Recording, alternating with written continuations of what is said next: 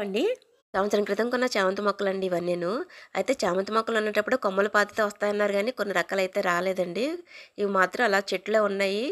ఇవి చనిపోయి మళ్ళీ పుట్టుకొచ్చాయనమాట.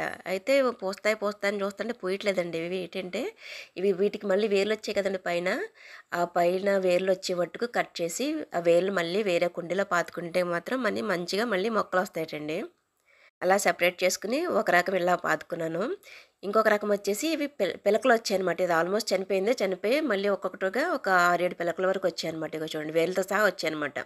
ఒకే మొక్కలా కాకుండా 6, 7 మొక్కల కింద వచ్చినియి. ఇవన్నీ సెపరేట్ చేసుకొని మళ్ళీ సెపరేట్ కుండీల్లో గానీ, బ్యాగుల్లో గానీ, బయట గానీ నేల మీద గాని నాటుకుంటే మంచిగా పూలు పూస్తాయనమాట. అలా వచ్చినట్టు అలా వదిలేయకూడదటండి. మళ్ళీ వేరే కుండీల్లో గానీ, కిందన గానీ పాతుకుంటే మనకి చామంతి మొక్కలనేది మనకి సీజన్ వచ్చేసరికి చక్కగా పూస్తాయన్నమాట.